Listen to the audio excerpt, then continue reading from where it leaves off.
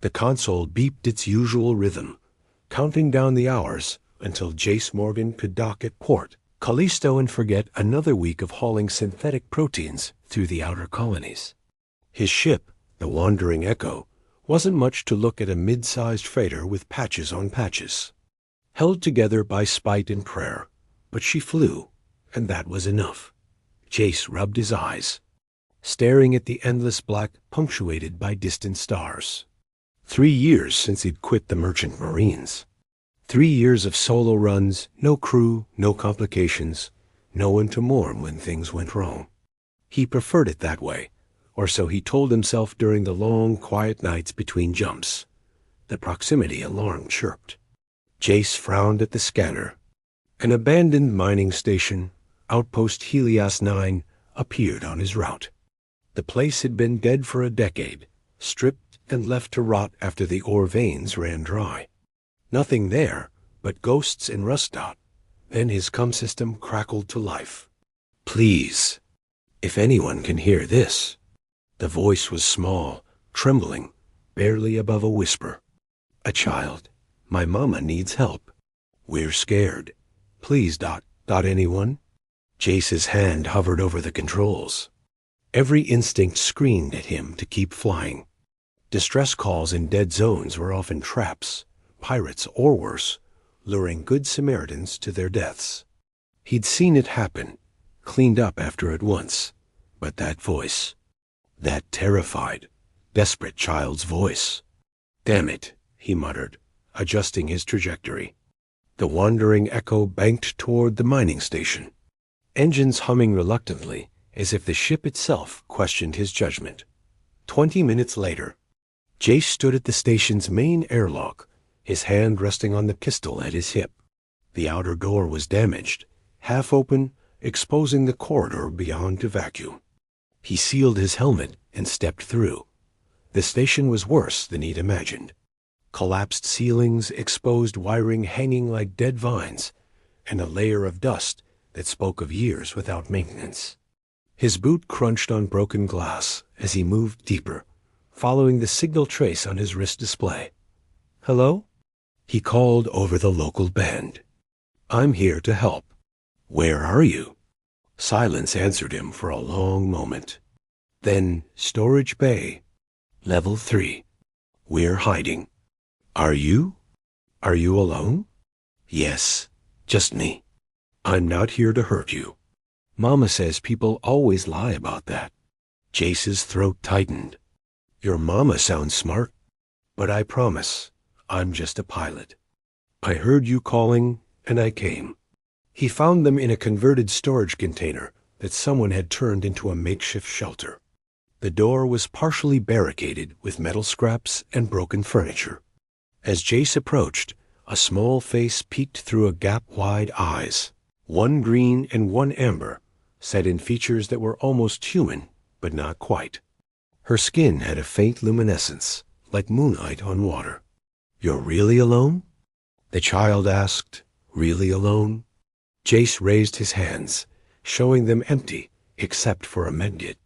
"My name's Jace. What's yours?" "Myra." She studied him for a long moment, then her face broke into a cautious smile. "You look nice." "Tired, but nice." "Despite everything," Jace chuckled. "Tired is my default setting, kid." Myra pushed aside some of the barricade. "Come in, but slowly. Mama has a weapon, and she's very scared." The interior of the shelter was cramped but organized. Someone had scavenged working light panels and a small heating unit. And there, sitting against the far wall, with a plasma cutter gripped in her shaking hands, was the mother. Jace froze. She was breathtaking, even in her obvious distress. Her features shared Myra's ethereal quality, but where the child glowed softly, the woman seemed to capture light itself. Her hair fell in dark waves around her face, and her eyes both a striking violet fixed on him with a mixture of fear and defiance. Blood seeped through a crude bandage on her side, staining her torn clothing. "Don't come closer," she warned, her voice hoarse. "Mama, he came to help," Mira said. moving to her mother's side. We don't know that. Jace slowly knelt, setting the medkit on the floor between them. I don't know what you're running from, but I can see you're hurt. Let me patch you up, give you some supplies, and I'll leave. No questions, no strings. The woman's eyes narrowed. Why would you do that? Because your daughter asked, and because leaving someone to bleed out in a dead station doesn't sit right with me. He met her gaze steadily. I'm not with anyone. Not the colonies, not the corporate security forces, not anyone. Just a guy hauling cargo who happened to hear a distress call. Myra tugged on her mother's sleeve. Please, Mama, you're getting worse. The woman wavered, her grip on the plasma cutter loosening. Finally, she lowered it. One wrong move and I'll cut you in half. Fair enough. Jace picked up the medkit and moved forward carefully. Up close, he could see how bad the wound was, a deep gash, partially cauterized but infected. He worked in silence, cleaning and sealing the injury with medical foam while she watched him with suspicious eyes. Her breathing was labored, and more than once she flinched away from his touch. Sorry, he murmured. Almost done. You're surprisingly gentle for a freight pilot, she said finally. Learned field medicine in the Marines. Came in handy more times than I'd like to remember. Myra sat cross-legged beside them, watching intently. What's your ship's name? Wandering Echo. That's sad, Myra announced. matter-of-faculty.jac smiled despite himself. Yeah, I suppose it is. Are you married? Mira asked suddenly. Mira? Her mother snapped, color rising in her pale cheeks. What? I'm just asking. Mira looked back at Jace with innocent curiosity. No, Jace said, finishing the bandage. Not married. Not even close. Good, Myra said decisively. Because Mama's single too, and she's really pretty and smart. And she makes the best star bread, even though we haven't had ingredients in forever. And Myra, enough. The mother closed her eyes. Embarrassment and exhaustion warring on her face. I'm sorry. It's been just us for a long time. It's fine. Jace sat back, studying the woman. I didn't catch your name. She hesitated, then sighed. Nessa Thorne. Well, Nessa, that should hold for a while, but you need proper medical care. There's a clinic on. No. Her eyes snapped open. No clinics. No stations. No one can know we're here. Jace looked between mother and daughter, seeing the genuine terror beneath the words. What are you running from? People who don't see Mira as a person, Nessa said quietly. People who see her as property, as a tool to be used. Myra leaned against her mother, suddenly looking very small and very young. Jace's jaw tightened. He'd seen too much ugliness in the colonies, too many people treated as commodities rather than human beings. Or in this case, sentient beings. How long have you been here? 3 weeks, Nessa admitted. We had a ship, but it died. We've been surviving on salvage and hoping no one finds us. Your distress call was a last resort. I'm getting worse, and Myra ... Nessa's voice cracked. She needed help, even if it meant risking capture. Jace stood, pacing the small space. Every practical bone in his body screamed at him to walk away. He'd done his good deed. He could leave them supplies and disappear back into the black, where he was safe, alone. Uncomplicated. But when he looked at Myra's hopeful face and Nessa's exhausted defiance, he heard himself saying, I have a cargo bay, it's mostly empty. Medical supplies. Food synthesizer. It's not much, but it's better than this. Nessa stared at him. You're offering us passage? To wherever you need to go. Yeah. Why? You don't know us. We could be criminals. We could bring trouble. Could be, Jace agreed. but I don't think you are. And as for trouble, he shrugged. I've been bored anyway. Mira bounced up. Really? We can come with you? If your mother agrees. Nessa looked at him for a long time, searching his face for deception, for hidden motives. Whatever she saw there must have satisfied her, because she finally nodded. Just until I can arrange other transport. And you stay out of our business. Deal. As Jace helped Nessa to her feet, supporting her weight while Mira gathered their meager belongings, he wondered what exactly he'd just signed up for.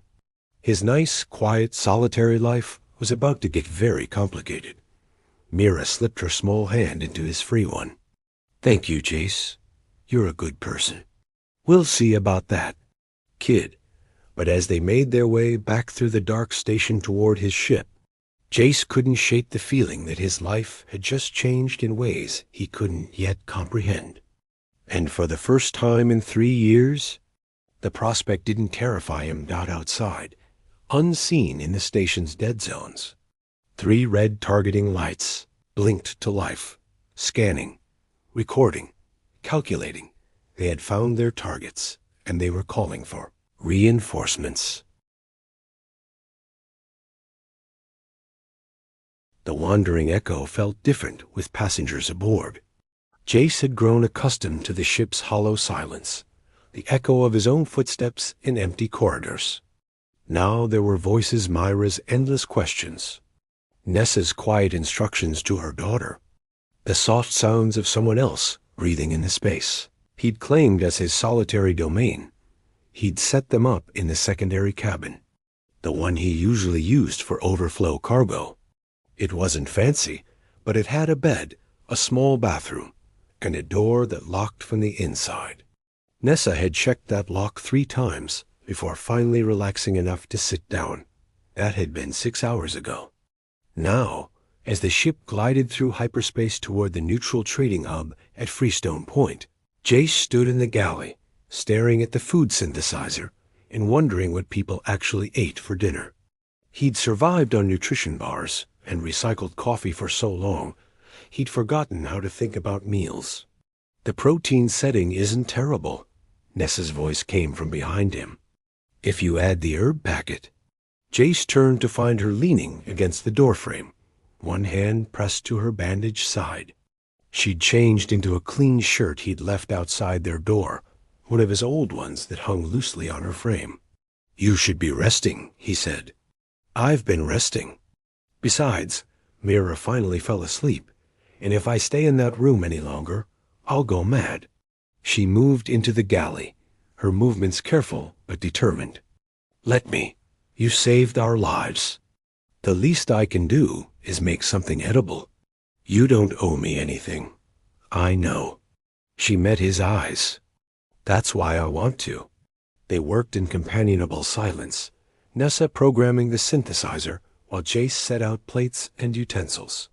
He watched her from the corner of his eye, noticing the way she moved with practiced efficiency despite her injury, the way her brow furrowed in concentration over even this simple task.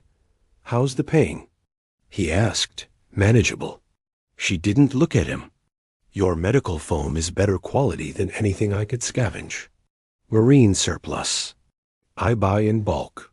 The synthesizer chimed, and Nessa retrieved 2 steaming bowls of something that actually smelled appetizing.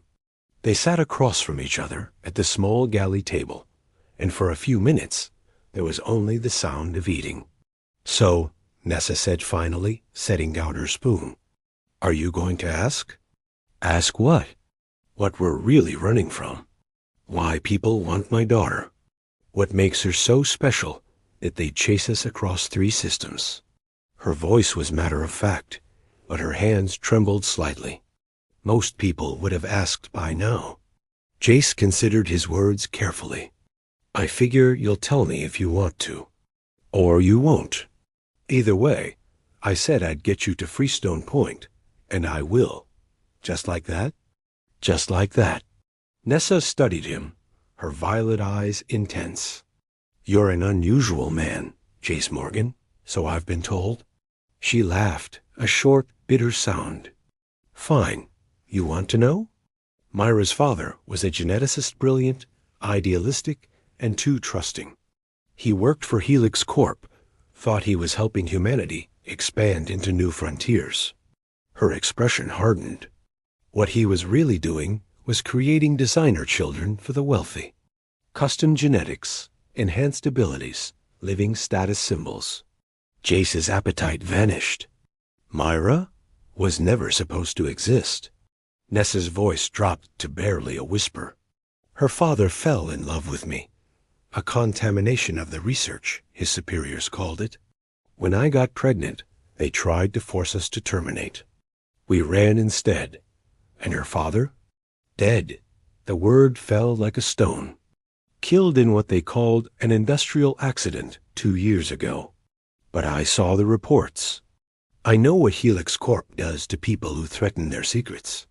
Jace reached across the table, his hand hovering near hers, not quite touching. I'm sorry. Don't be sorry. Be careful. Nessa finally met his eyes. Because now that you've helped us, you're part of this. And Helix doesn't forgive, and they don't forget. Let them come. You don't understand what you're saying. Maybe not. Jace leaned back.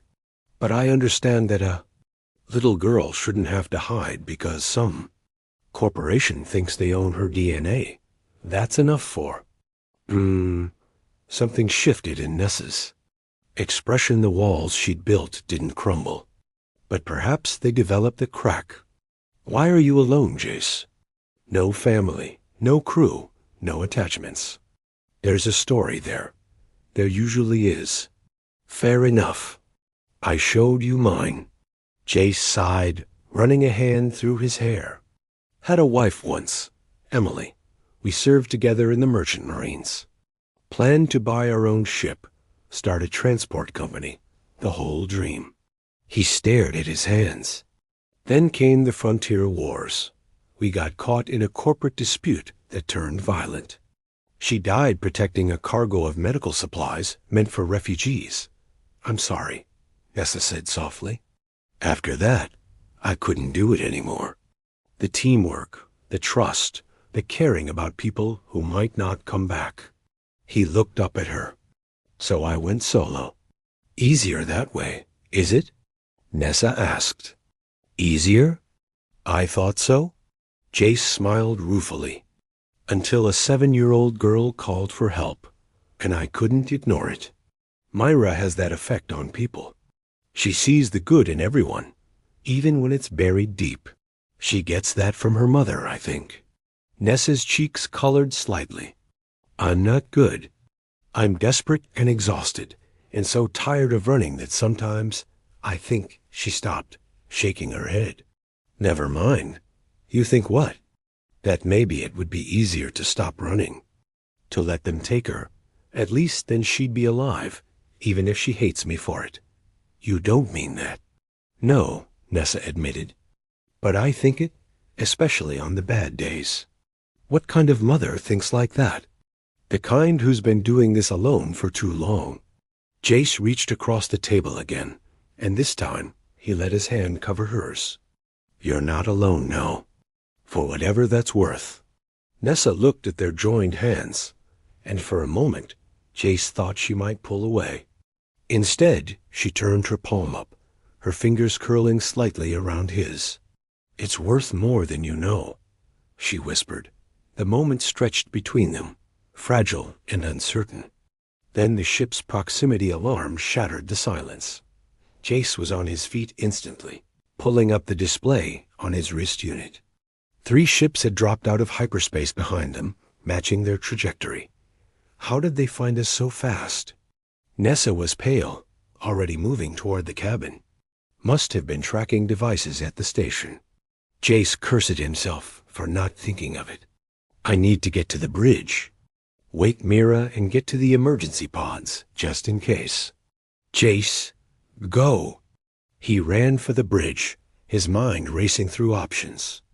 The wandering Echo wasn't built for combat, but she had decent shields and could outrun most corporate security vessels. If he could reach the asteroid field near Freestone Point, He might lose them in the debris.